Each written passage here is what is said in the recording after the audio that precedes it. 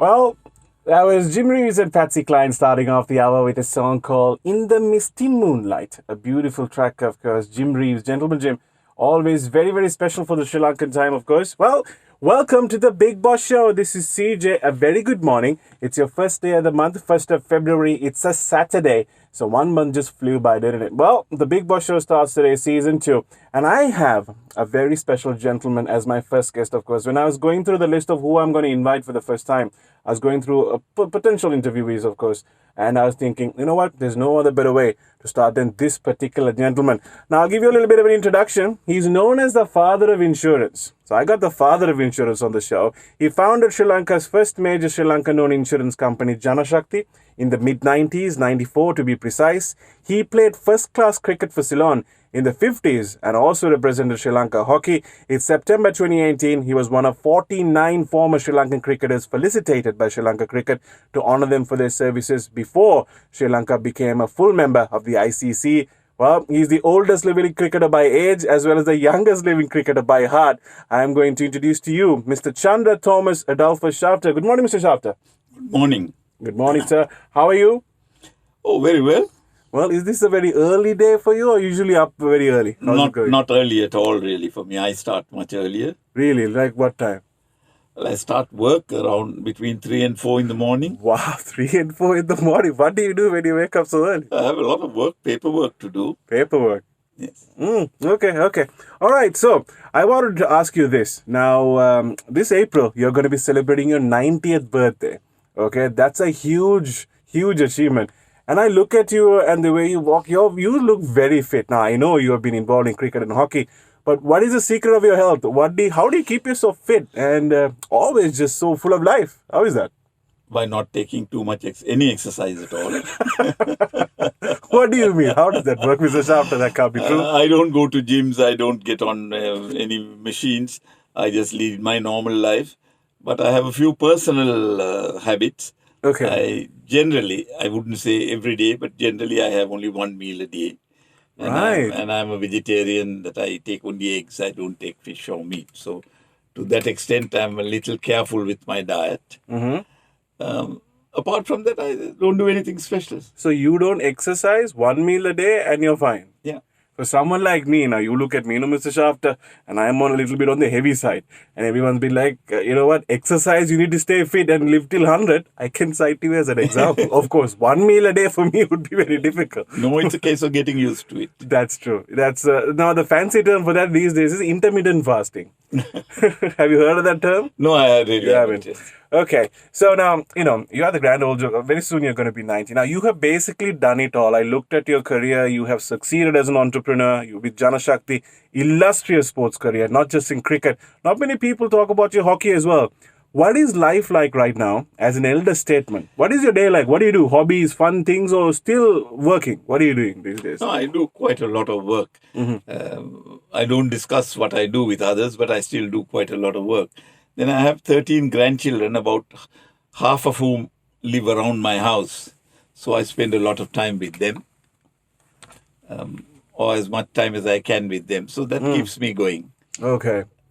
But then, are you still involved in your business? Are you still associated with cricket? I know people come and talk to you for advice and you'll always be a consultant. But are you involved in it in a very serious capacity? With cricket, no. Definitely. I haven't been for many years. It's a dangerous game to be in. Especially these days, no? But with your company, I guess you are. Company to some extent. No, again, not a great deal. My eldest son runs it. He's chairman now. I go into the office, but more on a token basis. Okay, that's good. But I have a few other things. I'm chairman of the deaf and blind schools. That takes a little of my time. Lovely. I help one or two other organizations, so that keeps me busy. Lovely. Thank you so much for letting me know that. Now, this interview is fully about you. So I'm gonna take you way back to the beginning. You were born to Adolphus Jesharan Schaffter, a schoolmaster, and your mother was Alice Schaffter. Now I got to know that your mother passed away at a very young age, and you were very close with your father. Yes. What was your father like? What was your childhood like? Well, I was everything my father wanted, because he was over 50 when I was born, and all the others were girls. So of course he's spoiled. Only son, na? Only son. So he spoiled me no end. Really? But what was your father like? Because he was a schoolmaster. Was he a strict one? No, or- no, he was a very, very kind master. He was a very clever man. Though he was a schoolmaster, he knew Latin, he knew Greek, and he knew Tamil and English, all of which he was equally good at. Tamil and English he was extremely good at. Wow. So he remained a schoolmaster, I think, because he liked it. But otherwise, I think he could have done much better with his life. Okay. But wow, he knew so many languages. So do you think he had a big influence on your ethos, your philosophy of, in your life right now? Do you look Well, back he at him? passed away when I was 11, so there was not much chance for him to pass on very much to me, except, of course, the importance of learning, which he inculcated me without very much, without letting me have too easy a time. He made me study quite well. Okay. Well, one thing I want to know is, you went to St. Thomas's College, Mount Lavinia. You were boarded at St. Thomas College, of course. But where were you born? I was born in Mount Lavinia. Right. Okay. So how was schooling like? Because St. Thomas's College, now, the reason why I bring this up is this. Now, the warden at your time, okay, Reverend Canon R.S. Deserum said, quote, "He is one of the best head prefects we have ever had, with a great sense of responsibility, entirely fearless in the carrying out of his duties, combined with the necessary tact," end quote. Now, the reason why this is so significant is, you were not good at your studies, but you yourself have said you somehow turned out to be the head prefect at St. Thomas's College. How did you make that possible? Is it the sports that put you through? No. I think that at that time, head prefects were selected almost entirely by the warden, Right. I think, who studied them. And he made prefects of boys he felt would do their job. Okay, and you got the job done. Well, there were lots of others as well. You become a prefect, house prefect, then you become a school prefect, Right. and then you progress. And it all depends on how you carry out your duties. Yeah, and that's what he has even said, of course. But how were you as a student in terms of education in school? No, I wasn't a bad student. I was okay Okay. until I reached the A level. And then I started playing cricket. And when you start playing cricket and studies, it's very difficult for them to go together. We had very good students at our time. At my time, people like S.J. Tambaya, who became a Harvard professor, Shanti Kumar, who joined the civil service and then went to the Asian Development Bank, his brother Dulip Kumar. We had lots of brilliant students, but it's not easy to be a good student and to play cricket. True. Balancing those two roles, I guess, is very, very I think I balanced it the wrong way. Well, so now what I wanted to ask you is, I read somewhere that cricket, the first association with cricket as a child was basically because you used to play cricket with your dad. Yeah. Is that your first exposure with Yes. it? Yes. And the love came from him, your father. Exactly, yes. Right. And when you were growing up, now in school also, you said now as a head prefect, of course, you had responsibility to get the job done. But before you got to that point, that's the A levels, no, Mr. Schaffter. But when you're growing up in school, if we go and talk to one of those class masters or class teachers of that era, let's say grade 6, grade 7 to 8, tell me what Mr. Schaffter is like. What would they describe you as? He's a naughty boy. He's a decent fellow. Very quiet in the back. How would they describe you? No, I was a good student until the A levels. I passed my SSA with distinctions in every subject except Tamil. So I had no. My studies went down only after I started playing serious cricket. But never got into some mischief or anything due to school? Not really. No. Not really. So very, very decent fellow. Wow, from St. Thomas College, they should be very, very proud. Now, my job was to see that others didn't get it. so you were like the monitor, you would say. Now, you continued your illustrious sports career, of course, into university as well. Yes. Now, is it during that time when you were being associated with the Tamil Union? Where did Tamil Union come into your life? I played for the Tamil Union, both cricket and hockey, when I was at St. Thomas's during the holidays. But we were not permitted to play during the school days. Okay. And then when I went into the university, I had to play for the university. There was no question. But I lasted only 1 year in the university. So then I went back and started looking for work and then played cricket for the Tamil Union and hockey for the Tamil Union. Okay, so I'll get to the Tamil Union part and their influence on you a little bit later. But there's one line I want to kind of hold on to. You said 1 year in university. Why didn't you complete it? Because I didn't study. What were you majoring on? Was it medicine? Yes, I was trying to do medicine. I was doing the entrance to the medical college. and I failed. Failed once and I failed twice, and I realized that it wasn't going to work. So you figured out when to quit. Yes. But you did share in a previous interview that you were rather embarrassed because your family relatives, of course, were very disappointed because you could have possibly been a dentist, if I'm not mistaken. If I wanted to, but I didn't even. I shall I say, I gave that a pass. Now, see, even these days now, in this era, of course, when you're passing an education, your parents still don't like it. Back then, with the strict family rules that we had, the dynamics between the children and parents, how was it like saying that, I'm not going to continue my studies with your relatives and your sister, elder sister, I think you were very close with? My sisters were all close to me, but they didn't interfere with my education. Actually, in that sense, nobody really, I took my own decisions. Okay, but did you think it through whether can you rely on sport for a living? Because at that time... Definitely no. Okay, but then you just took a risk. But I knew that sports would help me to get a job. Ah, okay. How so? How so was that? In those days, if you were a cricketer of some repute, or a hockey player of some repute, your chances of getting a job were better than if you were not. Okay, all right. That was the way in Sri Lanka in those days. Now, one area that not many people talk to you about, they all talk about your cricket, they all talk about the fact that you're a Thormian and all the Janashakthi insurance. Your hockey career. Tell us a little bit, because I also couldn't find much about what you did for hockey. Now, since you told me you played hockey for school, hockey for university, but... I played hockey from the age of 8 or 9 at home with my father's walking stick. Oh, really? Which was crooked. Okay. And with another friend who had another one. That's how we started. And what did you use for the puck? No, we had a small ball. Really? Okay. And did you represent the team? You represented the Sri Lankan team as well, right? No, I represented St. Thomas's. And in fact, I was in the team. We were the first Sri Lankan team to visit India. The Stomian hockey team. We beat everybody. Nobody could beat us. And we beat an Indian side which also came. Madras Presidency College came and they beat everybody and we beat them. So we decided to go to India. So we went for a 5-day tour, played in Trichy and 2 in Madras. Oh, that's in Tamil Nadu. Okay. In Tamil but Nadu. India, were they as good as hockey as they are now? Were they? Or even better back then? In India, they were far, far better than they are now. Now the rules have been changed to make it difficult for them. Right. So they were always hockey champs back then. Of course. They had people like Dian Chand who were miraculous in their play. Wow, that's lovely. We're going to get into that era, of course, of sports and cricketers. We'll be talking about some of them as we go on. We are talking to Mr. Chandra Schaffter today, of course, founder of Janashakthi. He's an elder statesman. He's a big name when it comes to cricket. The oldest living cricketer by age, the youngest living cricketer by heart, of course. Now, you particularly like Frank Sinatra, you said. And I love this track too, My Way. Any particular memories of this particular song when you were growing up? Were you listening to this? Not really. We didn't have much time to listen to music when you were struggling to get a job and work. It's a very busy life then. But this is for you, of course, Mr. Chandra Schaffter's personal selection. This is called the anthem of Frank Sinatra's entire catalog. This one's called My Way. Good morning. This is the Big Boss Show with CJ.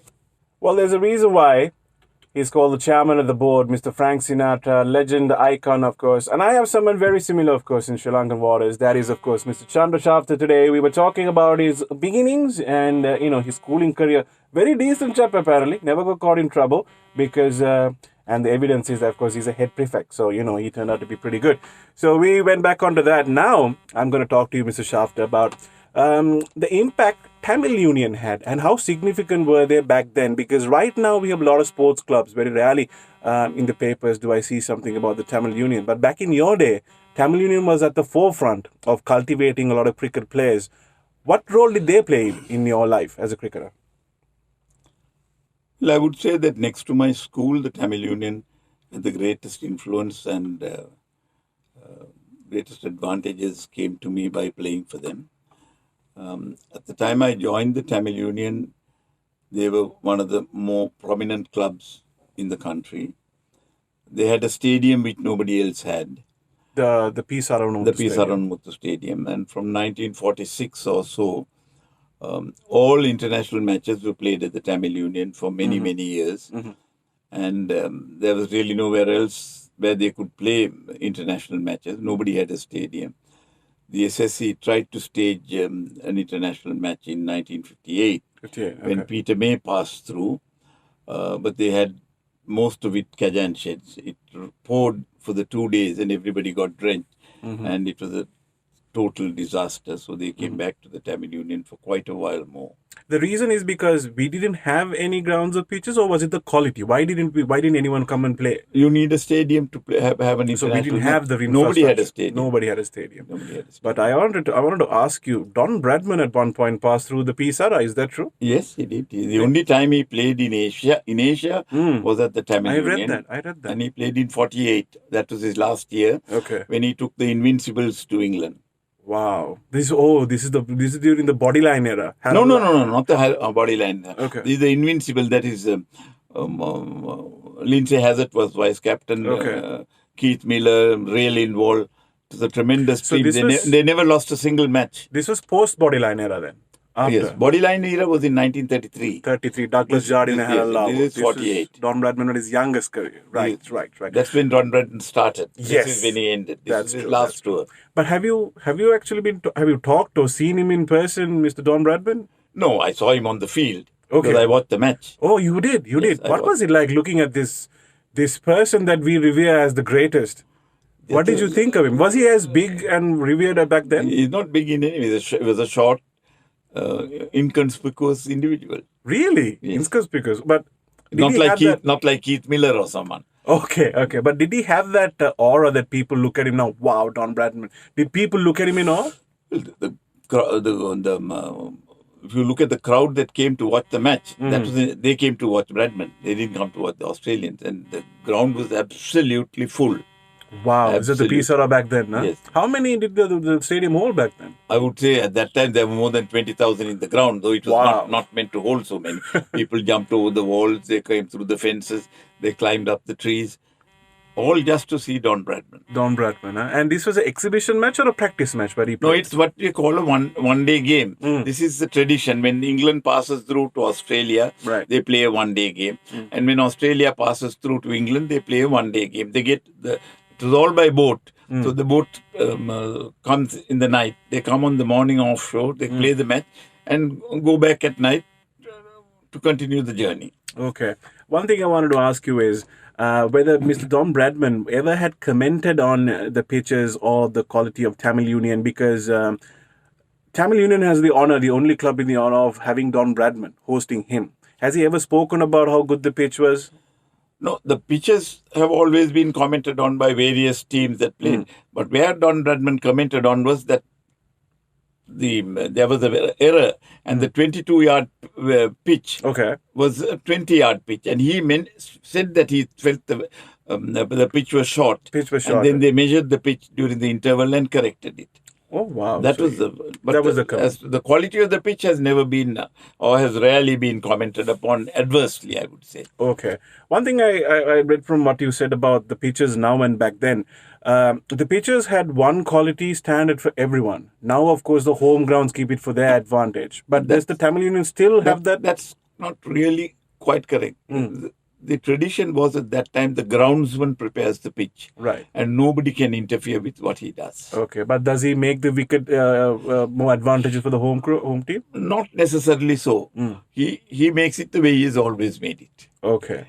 But nowadays, the change is that the home side says how they want the wicket and they supervise the making of the wicket. It's so all over the world now. Okay, but what's your opinion about that, whether we should be able to do it? Because if you get a good spinner, a spinning wicket, fast bowling wicket. That's what they do. That's what everybody does. So in a way, it's equal for everybody. When you come to my country, you play on my wicket, and I come to your country, I play on your wicket. Okay. So there's nothing much to say for or against it. Are you still involved with the Tamil Union? Are you still going to matches, going for, anything? No, I'm not on the committee anymore. I've given all that up. One of my sons at the moment is the president. I go occasionally, but not too often. Okay. Now, see, cricket fans now, when I was growing up, of course, we had Sanat Jayasuriya and Arjun Ranatunga, and then when you're growing older, we had Kumar Sangakkara. Now, for us, as a cricket fan in Sri Lanka, of course, you always looked at the World Cup. And the T20 came about. Of course, I know you have some controversial opinions about that. But When you were in your cricket scene, when you were playing cricket for the Sri Lankan in the 50s, the Gopalan Trophy was the big thing. It's the big thing. Yeah. Why was that? And tell us some memories about going to India, traveling up to the Gopalan The reason is that the Gopalan Trophy was the only 3-day match we played as a nation. We were a nation, they were a state. Of course, they had 60 million This people. is the state of Tamil Nadu. Yes. Okay. And we had only 15 million people at the time, or even less. But still, it was one state against a country. So it did not have national status. Right. But it was, the important thing is that the Gopalan Trophy was the only regular match which gave our cricketers an opportunity to play at a high level of cricket. Right. So Sri Lankans, of course, but you would have necessarily had some of these teams. Now, for example, the Australian team who traveled through, you would have played with them as well, like in the Pisara Stadium. That Yes, would have been some exposure. I played, but then it's a one-day game. Yes. You one side bats for 3 hours, the other side bats for 3 or 4 hours. That's about it. I played against Peter May's team or Len Hutton's team in 1954. I played in that match. I played again in 58, but we didn't get on the field because, as I told you, there was rain. The match was called This was the off. SSC match. SSC match, yes. Right, okay. Now, I'm going to fast forward a little bit coming into cricket now because I am going to put you into the spot, of course, but you have shared your opinions about it. The T20 format. Yeah. What exactly is your issue with this format? And because personally, I also don't really find that attractive. But what's your opinion about the T20, Mr. Schaffter? See, the thing is, my view is that Test cricket is the genuine form of cricket. 50-over cricket in some ways was an aberration to get the crowds in and to make money and to enable people to watch a full game of cricket, even though they did not have all the time in the world to watch 5 days of cricket. Right. T20 is gone far beyond that. And the thing that I dislike is that I think it spoils your cricket. If you're a good cricketer, it makes you play cricket in a way, as in our normal single idioms we say, polladi, that is what you play. Master Blaster starts. But there was one strategy to bring Test cricket, of course, to introduce day and night. Now, would that be something you'd be okay with? Things like that are okay as long as you don't interfere with the format of the game as such. Yeah. Right. But the T20, I guess, I think it's more commercial, don't you think? It's commercial. Even the 50-over game was a carryover from the Gillette Cup, which was 60 overs. That again had a great advantage because it made the county games more entertaining. The 3-day game was fading out. People couldn't afford to spend time because the world has changed. But T20, I think, is taking it too far. Okay. Now, I want to talk about a player that many may have forgotten right now. And I'm very sure the current generation cricket fans don't even know who this person is. So you called him the best batsman who ever lived. Gary Sobers called him the greatest batsman ever on earth. Frank Worrell, the legend, of course, called him the best batsman he had ever seen. And I know who you are talking about. I know you would know who I am talking about, Mr. Schaffter, but many out there listening won't. I am talking about Mahadevan Sadasivam. Now, why was he the greatest batsman? Because we have had Aravind De Silva, Sanath, we had Sangakkara since then. But you still said in an interview, Mahadevan Sadasivam is the best. What was so special about him? There are many reasons why he is the best. The simplest one is that when Mahadevan Sadasivam played, there were no helmets. Right. The only thing he had was the abdominal guards and the leg pads. Okay. He had nothing to protect his chest, nothing to protect his shoulders. And at that time, wickets were not covered. So they could be pretty foul when a good bowler bowled on them.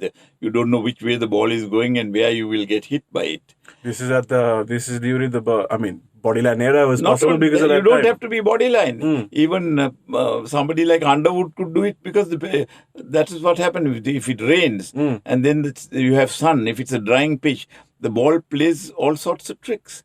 And Sadasivam showed when he played against the Commonwealth team led by Frank Worrell. He played against, I think it was Pope and Freer.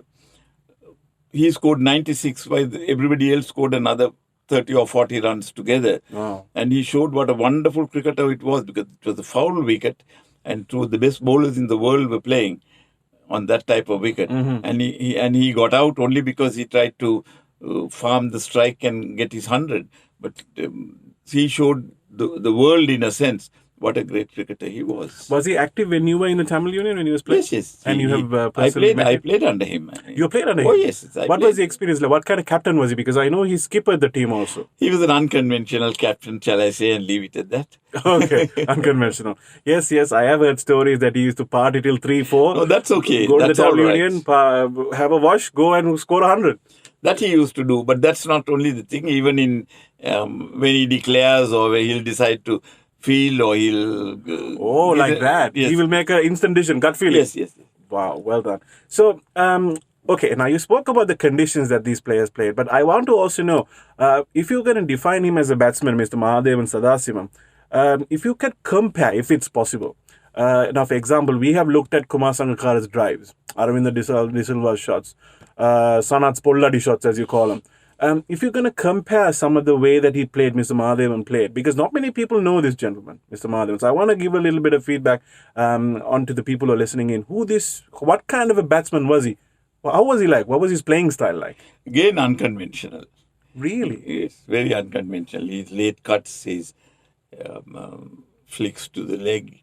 And the fact is that he had so much confidence, he wasn't bothered by the reputation of the bowler. That was his greatness. He didn't worry who the bowler was. He didn't worry. Okay, and I think... He was very, very cocky. Very cocky, huh? Okay. One thing that you had mentioned is that you had wished that either the Cricket Association or some other body, of course, recognizes this man, and you feel that recognition is still pending. Do you still feel so? I think so, because I think that in a way he lived, or he lived far before this time when we do things like this. He had already passed away. The Tamil Union, of course, we have a part of our pavilion named after him. Appropriately, it's the bar section. Lovely. Oh, really? Okay. I It's see. called the That's M. good. Satasivam stand. We've done that, as much as we've got a Kumarasamy stand as well. So, but yes, Sri Lanka might think of doing something, but it's up to them to think. Okay, now we talked about your playing career, of course. In the latter part of the show, I'm going to ask you a little bit of questions, but now I want to fast forward a little bit and come to your stints as a cricket administrator. Now, you managed the cricket team in 1999, and after you took over, we beat the then defending champions Australia in the Tri-Nations tournament. We also beat Australia for the first time in Test cricket. Now, the reasons why these are very significant is because it followed a very, very poor performance, I must say, after the 99 World Cup. Yes. Now, you took over and we came up and we beat Australia in the Test and the defending champions. What went right? What did you do? Give us some insight of how did you handle that? Because we were at a very low point in cricket after we come out of that 99 World Cup. Yes, we changed the captain, we changed the selectors. There was a thorough change in the cricket board. It was, for the first time, it was administered by an interim committee. It was the interim committee who asked me to come as manager. I knew it was difficult because the people who had gone out was an elected board, and they were not very happy. But anyway, it didn't worry me. Well, I did what I thought I should do. I treated the cricketers equally, which is one thing I have learned to do, that you don't have favorites in anything you administer. And I think the way we got together as a family rather than as a team it meant a lot. And I think the players were able to give up their best. They looked the game seriously. And we did well, yes. So, but then, okay, so would you say now the things that you did right after the 99 World Cup when you took over, would you say those things were not properly done? Because the World Cup for us was very terrible. What do you think went wrong in that time? Do you think the team was not gelling together, or was it they were influenced in a very bad way? What did you think went wrong then? That's a difficult question to answer because I didn't have very much to do with them. But from the stories one got back from how the match, one got the impression that there was indiscipline right down the line. Indiscipline right down the line. Okay, but it was just amazing that right after that, we beat Australia. And I think you deserve a lot of credit for that, and your team were behind it. When we are back, of course, we're going to go for a small break. We are talking to Mr. Chandra Schaffter today, the legend, of course, in insurance. He's known as the father of insurance. We're going to be talking about Janashakthi as well later on the show. But we still got some cricket to talk about. We talked about Don Bradman, Mahadevan Sadasivam, of course, and another player who he has a very special bond with. And he also is a Tamil Union member, and he's also the highest wicket taker in the cricket history, of course. We're going to be talking about his relationship with Mr. Chandra Schaffter. We'll have that coming up in just a little bit, but for now, we got to go for a break. 9:39 is your time. Good morning. Well, that was Stevie Wonder saying, I just called to say I love you, of course, right here on Legends 966. You're tuned into the Big Boss Show with me, CJ, and my guest today is Mr. Chandra Schaffter, of course, the legend, the cricketing icon, the father of insurance, of course. We haven't got to the Janashakthi side of his life yet, but we'll be getting to that very shortly. But I did talk to you about a special player who has a very special bond with him, of course. Of course, Mr. Schaffter, I'm talking to you about Muttaya Muralidharan. Now, you managed the cricket team in 91, in the 91 tour of England. And that was the first international tour of a player named Muttaya Muralidharan. We got introduced to, on the national level, who he was. How did you get to know him? How did you get him into the team? What was so special? Did you see any sparks or any symptoms of the greatness that he would become? No, it's not like that. As a member of the Tamil Union, we look out for good players. And Murali was doing well in Kandy for his school, St. Anthony's. Yes. So I used my influence with some of my friends. Others also did. And we managed to get him into the Tamil Union team as a player. And it is from there that he was selected, still a schoolboy or just out of school. He was selected for Sri Lanka, for the Sri Lankan tour of England in 1991. He was, I think, just 18 or 19 years old. Okay. Hardly 18, I think, at the time. And did you see that he was a special player even back then, at a very early young age for him? The moment I saw him bowling, I realized that he was something out of the ordinary. Right. The way he bowled also. Yes, and when we were on tour in England, we were at Worcester, and he was bowling at the nets, and I met Basil de Oliveira, who was coaching Worcester. Basil de Oliveira is a former South African who played for England. And I said, what do you think of our man? And Basil de Oliveira held his two hands apart by about 6 inches and said, our guys are turning this much and your man is turning this much, and he held his hands about 3 feet apart. Really? And he walked away. Oh, wow. Huh? So he was already identified as a greatness in the making. I knew he was going to be a great. Do you still keep in touch with Murali? Very much. Very much. He possibly he will come on the Big Boss Show, because I am in touch with him on getting him on board. Of course, another cricketer that's coming up, of course, is Mr. Kumar Sangakkara. Will be coming in a few weeks. I will talk to you about him in a bit. But see, now we had Murali. Okay, now you saw him at the Tamil Union and how he become. Now you look at the current generation. Are you still involved in scouting for cricket? No. Not really. But do you see any current or upcoming players of that of Murali's caliber right now? Do you see any current players you think he could be one of those spin bowlers that, because Murali's place is still left, it's vacuum. He left the game and we haven't found that Murali figure in spin bowling yet. I think if you're trying to find another Murali, you're wasting your time. Maybe a spin bowler? Good spin bowlers, we have a few. I think I can't remember what their names are. But there are good spin bowlers and there is a lot of ability in those IC bowling. But I think there's a big gap between them and Murali. Big gap. So there's only one Murali and we'll never have one. Sure. Okay, now talking about your Janashakthi time. Now, you took a job as a clerk in the Ceylon Insurance back in 52, executive and then a branch secretary at Manufacturers Life, junior executive at the General Insurance Agency operation with Carson Cumberbatch, insurance agent, loss adjuster for the Insurance Corporation, and he also played a big role in setting up CTC Eagle. Now, the reason why I tell you all of this is because this happened at a very young age, but at the age of only 64, did you actually start at Janashakthi? So what was the purpose and what was the motivation at that grand old age to start Janashakthi at 64? Why did that happen? Well, I started as a clerk and I became an executive. Then I gave that up and became an agent, went back to the bottom again. Then I took a principal agency with the National Insurance Corporation when it was set up. Then I became a broker when privatization of insurance happened. So in some ways it was a natural progression, but it was a big jump. And I had I did it with a lot of trepidation. But somehow by the grace of God, it went well. It went well.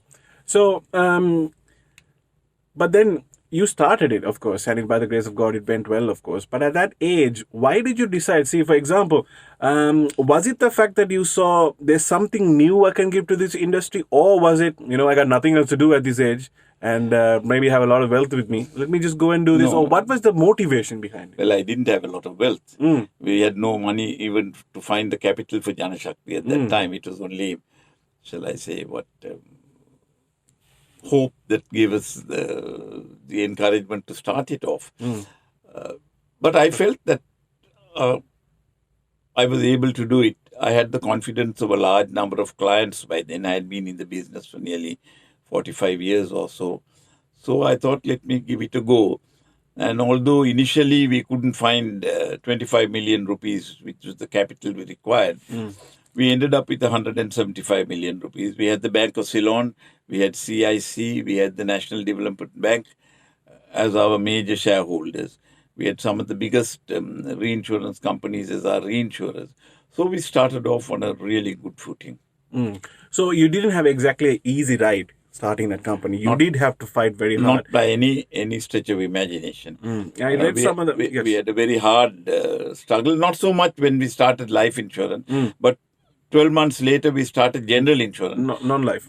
Non-life insurance. Then it became very, very tough. Everybody ganged up against us. There were scurrilous paper articles going round about us, and we had to take some of them to court. But finally, that was all over. We put it behind us and we got ahead. And within a few years, we were number 3 in the business. So I think we did very well. Very well, very well. And also, I'm looking at some of the achievements and some of the landmarks for Janashakti's history, of course. And you were instrumental in this as well, because your company covered certain stuff that not many did. For example, terrorism, insurance against AIDS. Quite right. And that was very unique. No one else did it. No one else did it under life insurance. Yes, that's quite right. We covered terrorism, we covered AIDS, we covered health all over the world. All that we did while the others didn't. But then I had to do something different if I wanted to create an impact. That's right. Now, the reason why I mentioned all of this, what Janashakthi did, because this interview is about you, of course. In one of the memoirs, of course, you were basically, I think when you won the award in the Asian level, you had mentioned that my 60 years in insurance, in many ways, insurance has been the end all of my life. Its values of good faith and integrity values that I endeavor to perpetuate in all I have done. So, does that mean, now how I understood when I read that statement is, you started in your insurance career in a very young age, when you were playing cricket also. Yeah. So, this good faith and integrity value, is it something that you find in yourself common with the trade that it is, that's insurance, or did you learn from it as you were working? No, I would say I had been brought up in that way. But also I found that this business ran just on good faith, or what you call good faith and integrity. That's right. The business cannot run if you are dishonest in any way, whether you are the insurer or whether the person who comes to you with insurance, both have to be equally honest with each other. That's right. That's right. So that's basically it. So you found common ground in the industry. Yes. It was very easy for me because it did not go against the grain for me to follow those principles. Are you still involved with the company? Because I know your eldest son is basically heading it now. Not really. I go there regularly, but I don't have much to do with the day-to-day running of the company. Of course. Another thing that I want to also talk about when it comes to Janashakthi and cricket, your company sponsored Test cricket in Sri Lanka. Now, I can see why you did that, because you love that format. Yes. You also employed a number of prominent cricketers. And also, this is something that I'm very interested in. You financed and published the first history of Sri Lankan cricket, a book, a coffee table book, of course, the Janashakthi book of Sri Lanka cricket, 1832 to 1996 by S.S. Pereira. Yeah. Now, what was the motivation behind a book like that? Is it because there was no such book at that time and you wanted to bring that book, or? No, somebody came to us and told us that S.S. Pereira had got all the material together for publishing this book, but he had nobody to finance him. Okay. This was when Janashakthi had just started. So I felt that we should do it for several reasons. One is that it would give Janashakthi a boost, that it's something, the game I loved, which is cricket. And there was no real book on cricket. S.S. Pereira was a good friend of mine and of my whole family. So I spoke to the board and we finally got their permission and we sponsored the book. And this book is still available to be purchased? Of course. Yes. Of course, that's definitely something that every cricket lover out there, of course. I know my co-host Jazz also is a big cricket fan, who my co-host on the morning show. Now, if you want, this is a book that you definitely have to check. The Janashakthi book of Sri Lanka cricket, of course. History of Sri Lanka cricket, 1832 to 1996 by S.S. Pereira. Do you have a copy, Mr. Schaffter, at home? Oh, yes. Oh, yes. Yeah. This should be a book that's a definite collector's item for every cricket fan out there. Now, another thing that I want to talk about is still into a little bit of cricket now. We're going back into cricket. See, you come from an era where cricket was celebrated, and even up to the early 2000s, I think mid-2000s also, cricket was well loved now. Right now, cricket in Sri Lanka, it's under immense scrutiny. There's a huge backlash from supporters, questions, I feel, which is very unfair, but questions towards the integrity and the quality of the players. Selections are heavily criticized. As a former cricket administrator, what exactly is happening? Where are we going wrong? And if there is a way forward to solve this, as an elder statesman, sir, what do you think is going on right now? The solutions are fairly simple. It's just that the solutions are unpalatable. Right. Our problem started with 1996. From being a nobody, we became a somebody. And cricket began to draw money.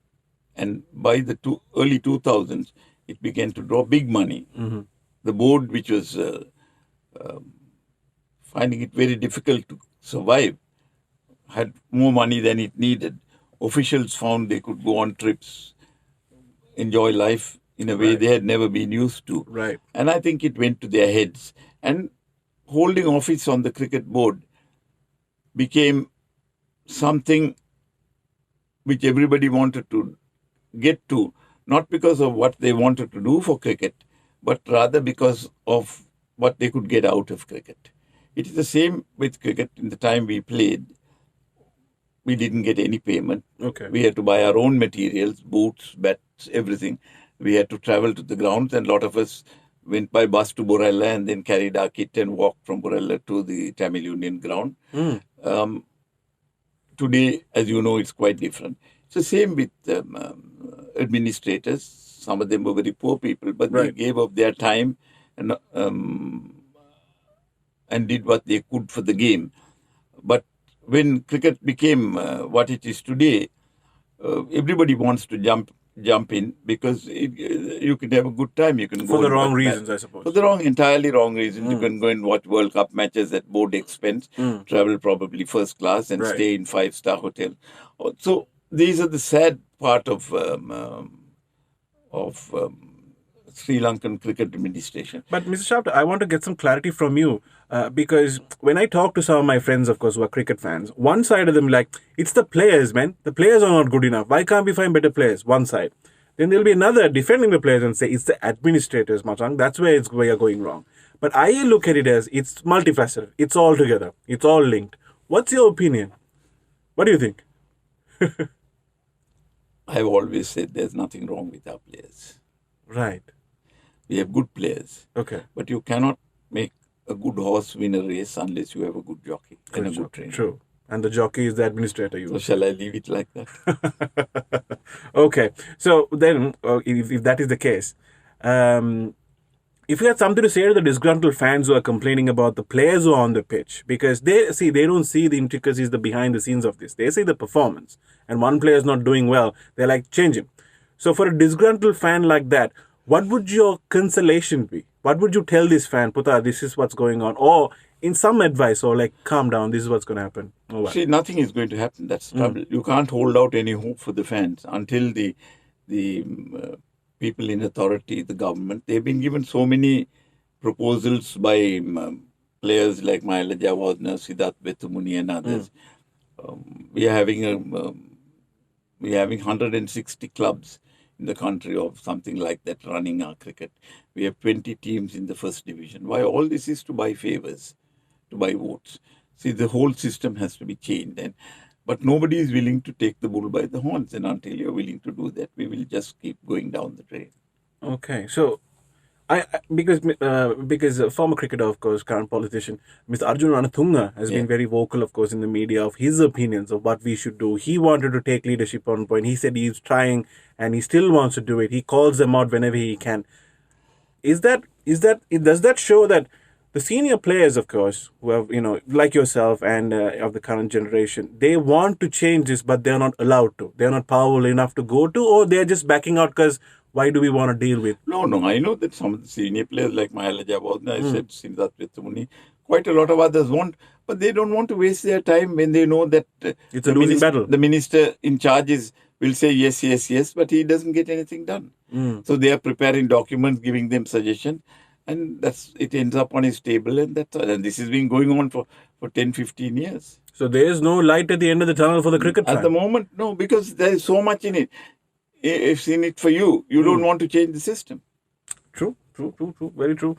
Well, that's kind of wrapping up on the cricket side of things, of course. But I do have the next half hour, the latter part of the show.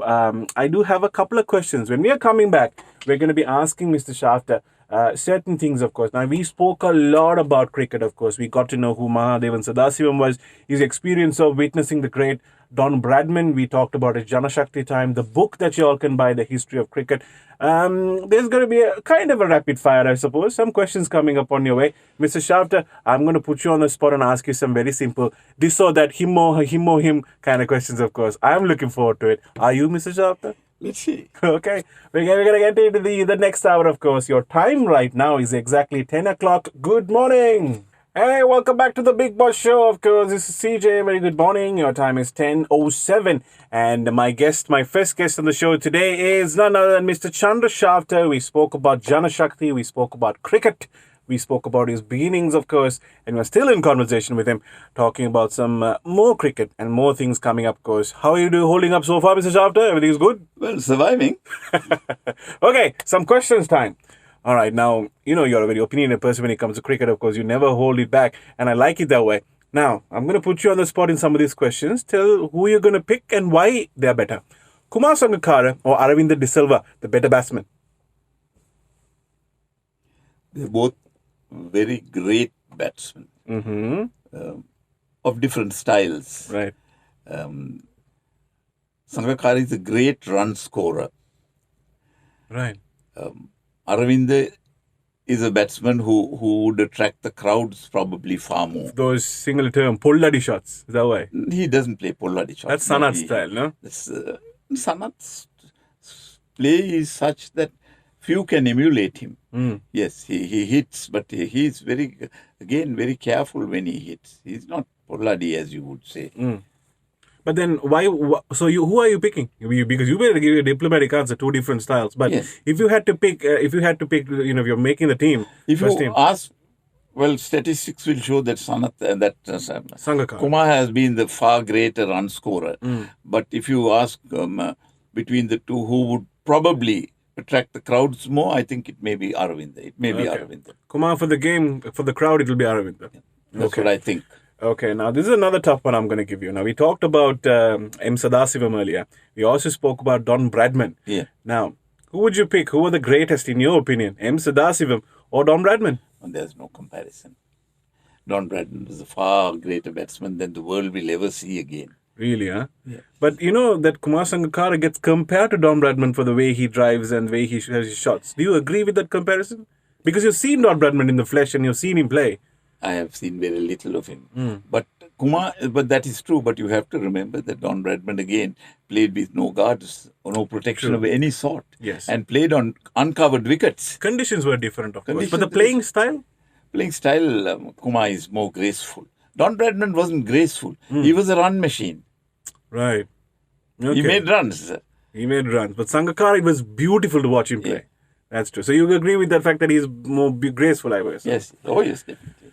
Another question. Okay, this is another bowler that you once mentioned in one of these interviews, of course. But I don't know whether you can make this comparison, but not many people know who Vernon Prince was. Yes. Now, Vernon Prince or Chaminda Was? People will know who Chaminda Was is. But they will not know who Vernon Prince was. Would you make a comparison? Can you? No. You can't. Chaminda Vas is far ahead. Vernon Prince was a good bowler in his time. Chaminda Vas is exceptional. Because Vernon Prince at that time was known as the Typhoon, I think. No, Vernon wasn't a fast bowler. Okay. No, Vernon wasn't a fast bowler at all. Vernon opened bowling, he swung the ball both ways. But he was not a fast bowler, no. Okay, but did we have fast bowlers back then who have that caliber of Chaminda Vas or that speed? Did we have that back then? So people like Kale Gamuam, and Frederick, Norton Frederick, couple of others. Of course, D.S. Jayasundara, who lived many years before that, was very, very fast. I don't think any of them is anywhere as fast as he. And Chaminda Vas doesn't come anywhere. This was D.S. Jayasundara, you said? Yes, D.S. Right. Jayasundara. This was during which era? 30s, 20s? 30s, late 30s. Wow. So this is still the Don Bradman era, of course, Yes, right? yes. Okay. Another, I don't know again. I mean, you will tell me like, yeah, but I mean, come on, they made the biggest achievement. But you have been a part of this team and you know the quality of this team. So that's where I'm making the comparison, not the achievements. The Sri Lankan team that beat Madras in 1953 to 54 in the Gopalan Trophy, because that's your highlight. Yeah. You took 6 wickets over 2 innings. Yeah. You were the star of that. Or, I don't know whether this is a fair comparison, but anyway, I'll go for it. The Sri Lankan team of 96 that won the World Cup. Who was better? Who would you choose? Comparison. 96 World Cup. No comparison at all. See, the Madras team was a good one, but it was a Madras team. It was not a national Australian team. No, what I mean was our teams, the team that you were a part of, or the Sri Lankan team of 96. No. We were nowhere there. We didn't have the facilities at that time. But you all played under different conditions. Now, you would know because you personally played the quality of these players, the caliber. But if you ask me whether the batsmen like FCD Seram, C.I. Gunasekara, whether they were good, yes. The answer is they were as good or better than any. And again, they played under difficult conditions. Under the same conditions, it's very difficult to say whether Sangakkara, Mahela would be far better than they were. Okay, so maybe it's a difficult comparison, but I guess quality-wise, you would still hold on to the team. What do you remember about that Gopalan Trophy? That in moment you took 6 wickets. That's at that time for us that was a big deal. How was it like for you? It was great for us to beat Madras because Madras was the state and we had hardly done well. We beat them a couple of times several after that.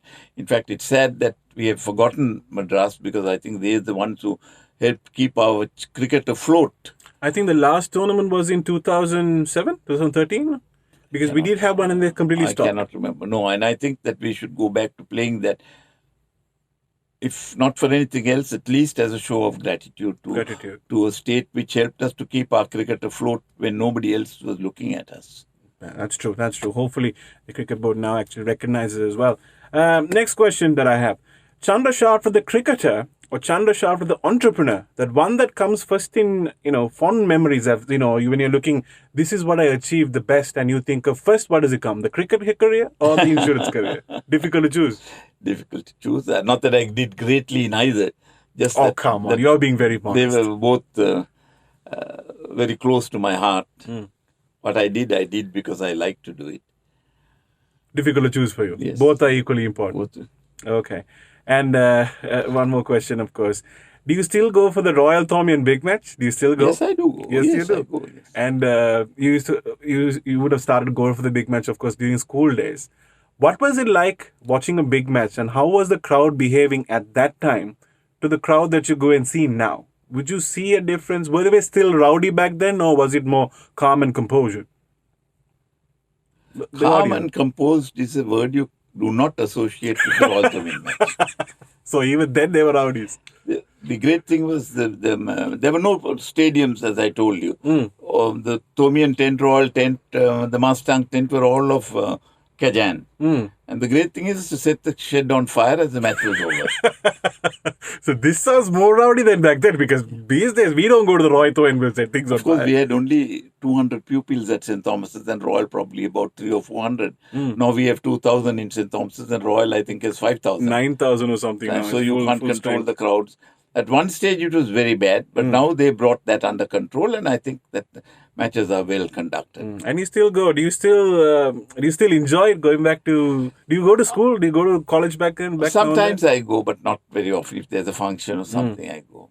And you put your children also at St. Thomas? No, my children never studied it. My children studied in India. In India, right? Yes. Because what was that point? Was it because you had that business deal going on in Madras when you were doing on insurance? That, or was that it the followed situation my at that children time? going. I took my children because it was difficult living here at the time. The riots you were talking No. There were no riots. My wife was spending all her time going and standing in queues. I had 4 children to buy their milk, to buy their food.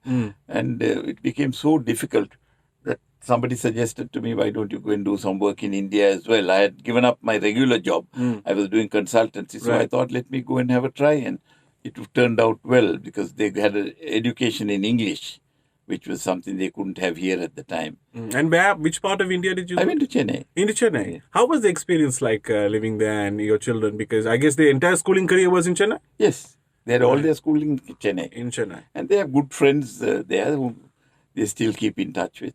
You have a very special relationship with India, especially the southern part, of course, when it comes to cricket. And so now in a few months, we are having the big match. I will be there, of course. I can see you there too. Yes. Ah, you'll be there? Okay, fantastic. I'll come and say hi. We'll be back. We got a special guest coming up, of course, and we're going to wrap things up on the show as well. We got a special guest who's going to join us, who's going to talk to Mr. Chandra Schaffter. So all of that coming up. But for now, another song coming up for you. This is Engelbert Humperdinck, of course. Maybe this is Mahadeva Sadasivam singing to us. Am I that easy to forget?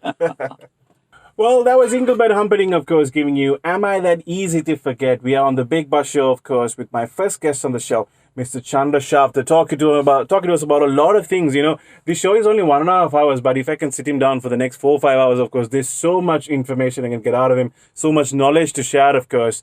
And we do have a special guest on the show I'm going to talk to. Good morning, are you there? Okay, so Mr. Schaffter Senior, I'll call you. Mr. Schaffter Senior, this is your eldest son, Prakash Schaffter, on the show, on the phone. How are you doing, sir? How are you doing? Okay, I'll call you Mr. Schaffter Jr. for the listeners out there to, cause a distinction. And your father, of course, here, Mr. Schaffter Senior. Now, Mr. Schaffter Jr., now, your father's a legend. Cricket, hockey, Janashakthi insurance. He's known as the father of insurance. He's not just a father for you, also for insurance. But what does your father mean to you? What did you learn from him? Why is he the big deal that he is? What does he mean to you? My father, I've learned practically everything I have in life from my father. I learned how to deal with fellow human beings.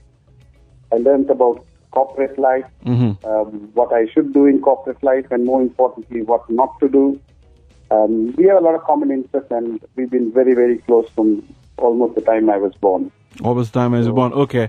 Going back to your childhood then. How was he as a father? Now, you say all these nice things, of course, but we are sons, no. We always have certain opinions about our dads. Was he a strict father? Or was he a very kind, friendly one? He was a father missing in action most of the time. Missing in action? We were studying in India, so he used to come there every month or so for about 2 weeks, and then he was away for a month in Sri Lanka. So he didn't. I didn't have the opportunity to spend the time that I would have liked to with my father. But he was fundamentally not strict. He let my mother was the bad cop, he was a good cop. So, your mother was, that's Lilani, if I'm not mistaken? Lilani, that's right. Yes. Oh, so mother was the bad cop, your dad was the good cop, huh? Yes. Usually it's the other way around when it comes to sons. It's usually the mother who holds your back. The father is the strict one. In your case, I guess it's the reverse. But I think that rubbed on to me as well. So even in my house, I'm the good cop, my wife is the bad cop. Okay. Now, question to Mr. Schaffter Senior, of course. First, I'm going to put you on the trouble. The first question: who's your favorite child? Now, is because Prakash is on there. Are you going to say Prakash, or you're going to? Who's your favorite child out of the 4? That's very easy to answer. Who? They're all my favorites. I guess it's very genuine for the way you said it. But see, one of the things, a very, very unique question I want to ask you is, see, when you have sons and when you have daughters, of course, the father always has his ego that certain things the son will never be good as me.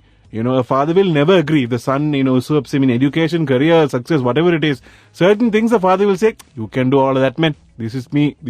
But this is what I do. This is what I'm best at. You can never usurp me on that part.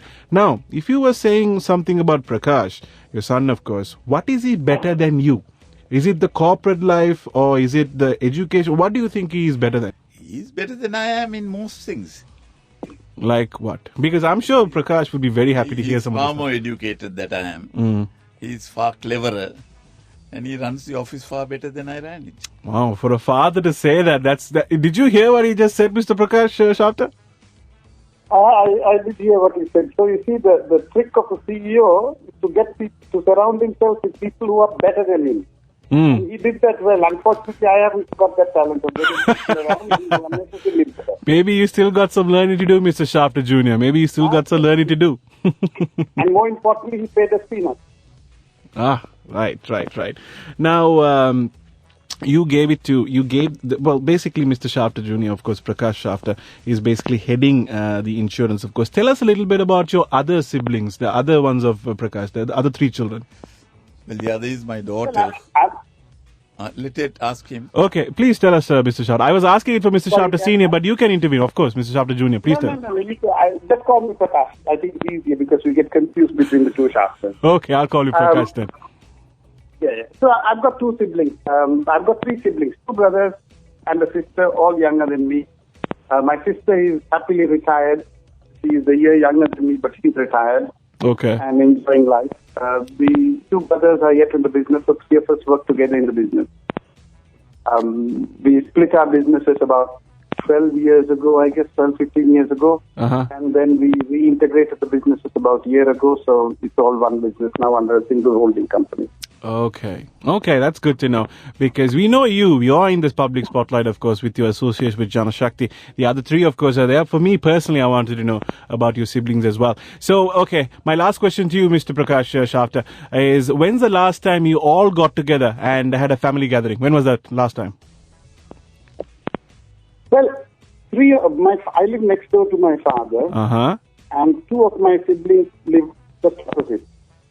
Oh, so one of the siblings who lives down Flower Road. So we have, and when you think that that Mr. Schaffter Senior has plenty of grandchildren, family get-togethers happen pretty much twice a month. Wow, that's very nice. We all meet each other. So as a family, we are very close. That's the biggest thing that we have. Never forget that. And keeping all the family close. That's very lucky, Mr. Chandra Schaffter. Thank you so much, Prakash. Thank you for your time, and and thank you so much for agreeing. And take care of yourself. Have a lovely day, and also all the very best for your future. Thank you with Janashakthi and everything else that you're involved in. Thank you. Well, Mr. Chandra Schaffter, that was your son. Your eldest son. What did you think? What can I say? He's done much better than I have. That's, not many fathers would agree. Yeah? Not many fathers would admit that the son has done better. Of course, they will always say, yes, he has done that. Certain things, Puta can't do better than the father. But you have been very gracious, of course. Well, we're coming to the latter part of the show. Now, this is my final segment, of course. So, reflecting on your career, looking back at cricket, looking back at hockey, looking back at Janashakthi, your cricket stints as an administrator, how would you like to be remembered as? What is the legacy that you're going to leave behind? Well, I'd like to be remembered as someone who did no wrong to anybody else, whether as a boss or as a fellow player on the field. Didn't any wrong to anyone else. Yes. But you do understand, and do you still recognize that you're an inspiration to many. You're held in high regard in the cricket circle, in the insurance. I've seen some of the interviews. You're held in high regard by a lot of people. This term of father of insurance doesn't come easy. So do you recognize that? Do you take on that elder statesman role? Not really. I live my life naturally. I don't try to put on or pretend to be what I am not. I try not to do that. You try not to do that. But see, the one thing that I always want to ask you, in the latter part of the interview, was you have done a lot of things. You have achieved a lot of greatness in your sports, in your insurance life. What kept you going? Because I told you, 64 is when you started Janashakthi. The only person elder to you who started something very significant was Colonel Sanders with KFC.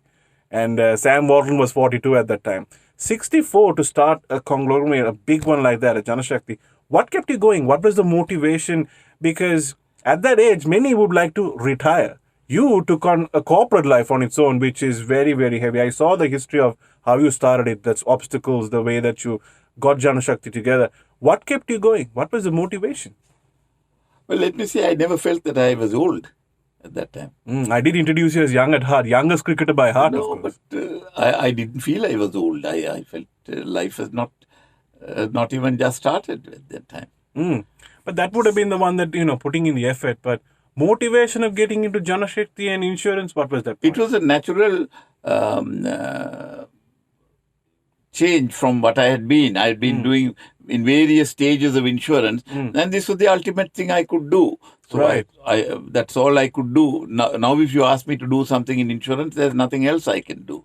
Right. Unless I buy up a huge company for which I don't have the money. So it's just that I started an insurance company. I started a life company. I was quite happy with that in 1 year. So I thought, let me start general. We took the decision, in fact, to start general. In 24 hours, we decided and got on with it. That's it. Basically, so whatever craft that you're in, you wanted to go to the most excellent point of it is. Do as much as you can get to. Do as much as Try you to can get to the top of the hill.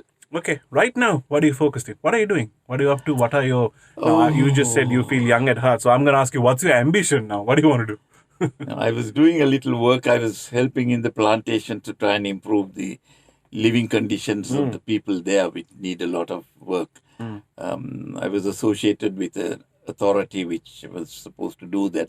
Unfortunately, with the change in government, the party handling that went out of power, and now it is with the new government in power. Right. So I have not been able to do that. But that is probably the only real interest I have now, is to do what I can in the plantations. So mainly in social service, focusing Yes, on the plantation yes, workers and yes, their that's well-being. all I would really like to do. Lovely, lovely. All the very best to you. I'm sure you can work something out in terms of how you can go ahead and do that, because that's an area that a lot of people want some light. Those people really need some help. Now, my last question, my request, of course, a kind request to you. Now, the segue into this question is this. Now, the story of Janashakthi Insurance, there's a book, Taming Risk. Yeah. Michelle Gunawardena wrote that, and it's basically chronologizes everything, your humble beginnings to when you became a member of the big league in insurance. When is the Chandra Schaffter story coming? I wrote a book. When is that book? My 60 years in insurance was written. No, that's an insurance, no. Yes. Your entire story of cricket, because Entire story of cricket. cricket, but that's Janashakthi again. I want a book about you. The Chandra Schaffter story is much more unique than Janashakthi cricket, because there's a lot more than that. I want someone to write a book for you, the Chandra Schaffter story. Is that coming? Have you planned it? Or are you going to say, I'm very modest, I'm not that big, I don't want to write a book like that? I think that's the answer. You've given the answer. But what I want to say that is because you're an inspiration for a lot of people, cricketers alike. So if they read my book on insurance, they will see most of what I think and what I wanted to do is woven into that. That book that you funded at Janashakthi, The History of Cricket, Yeah. does that cover your era and what you did as well? Yes. It does. That's a book I haven't read yet. It's till 90. It's until the World Cup victory. So 96. To 96. Yes, so my entire cricketing career is Get in those that. two books and we And get I've to know written about 2 Chandra Schaffter. articles also on that. Yes. Two articles on the book, paper. The foreword and the last article are written by me, So get these 2 books and we get to know who you are. Is that what you're saying? to some extent. That's the thing. To some extent. I want the full story. That you have to ask my children now. Okay, My friends. I'll put it across to Mr. Prakash after, of course. He might agree. Let me see. I'll try my persuasion skills for that. But Mr. Chandra Schaffter, thank you very much for the show. You were my first guest today. You graciously accepted my request, of course. And you even agreed to the scheduling as well, because I bumped you up to the first show. I wanted you to be on my first show. So thank you so much. And I don't think you have done a lengthy interview like this, have you? Have you ever done something like this? Never. What did you think? How was your experience doing this interview? Good. I didn't feel it at all. You didn't feel it? It's like I must commend you, because I didn't feel the time passing. So that credit is to you, not to me. No, I think that's to you because you had so much stories. If I can keep you 1.5 hours more, I'll keep you here and get more stories out of you. But thank you very, very much.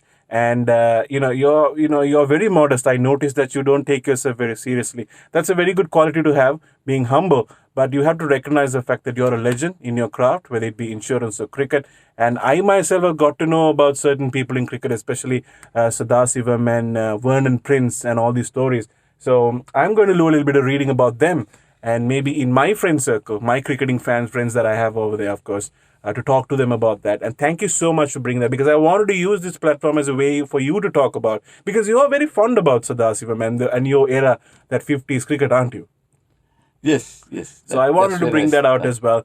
Thank you very much for your valuable time. And I have to say thank you to Mr. Neil Cook as well for making the connect, and to our chairman. And thank you for your kind words. I guess all the very best with what you're doing in all the activities that you're involved in.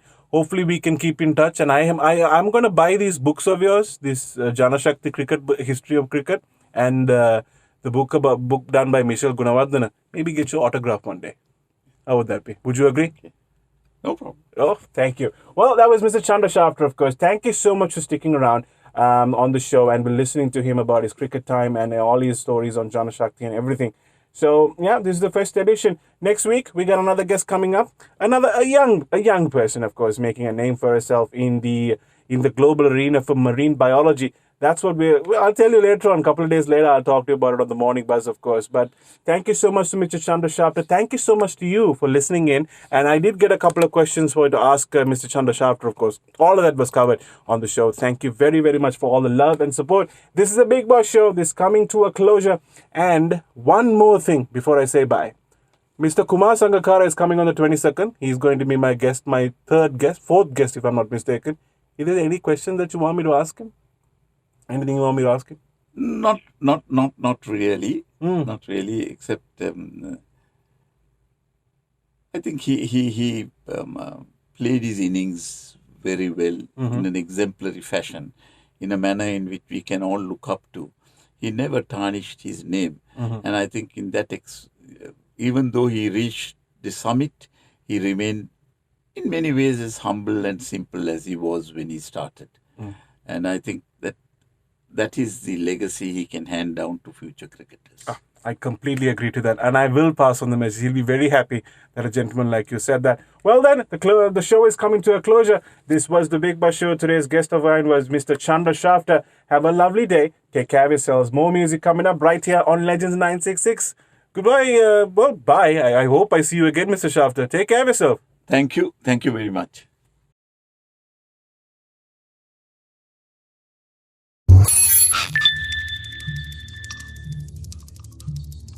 Legends 966.